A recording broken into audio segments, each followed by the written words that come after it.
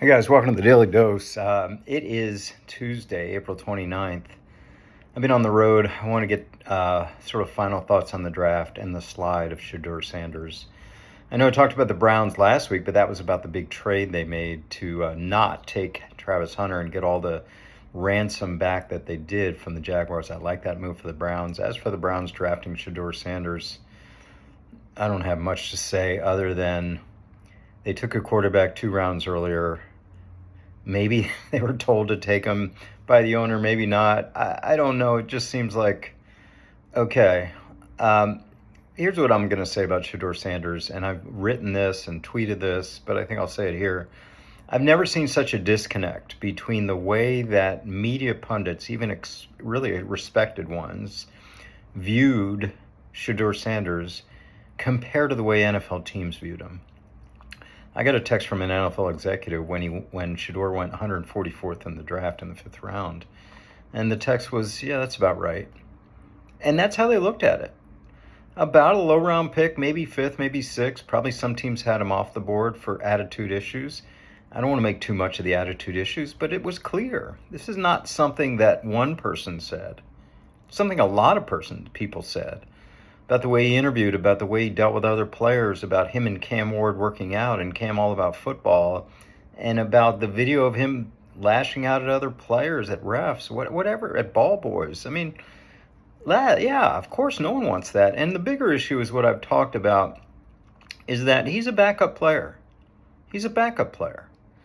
And he's a project. So no one's going to expect attention or want attention on a player that brings that's a backup.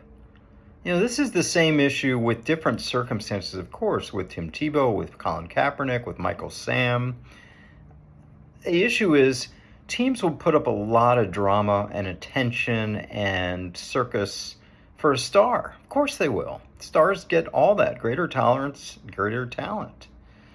But they won't for a backup, whether it's Kaepernick or Tebow or Sam or Shadeur Sanders. Who wants that? Who wants attention and drama around a player that's down the line that's not even going to play? No team wants that. You got too many players, too many things to worry about than having to answer questions or deal with drama around a player. And then this idea that Deion's going to come in and talk to the coach on the first meeting of Shadeur and the Browns, they got to be rolling their eyes at that. For a 5th round pick, you're dealing with the parents? No. Now, they got 5 quarterbacks in Cleveland. Deshaun Watson, the worst contract in the history of the NFL, is going, from a team standpoint, is going to be IR'd. He's out. I think Joe Flacco will start. I think Kenny Pickett will be backup. And I think Sanders or Dillon Gabriel, picked 2 rounds before him, will be 3rd string, and the other one will be practice squad. And I would think the favorite has to be Dillon Gabriel as 3rd string developmental quarterback, and Shadeur Sanders as practice squad. And will he get through waivers if he's going to go to practice squad? I think he will. I don't think anyone's going to pick him up at the end of training camp. No. So again, this disconnect between the reality of the evaluation of Shadeur Sanders and the media fantasy about it. Maybe it's just friendship with the dad, or it just doesn't make sense.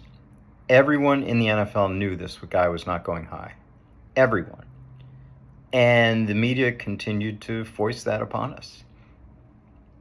This will go down as one of the really missteps in media coverage of the draft. All right, have a good day.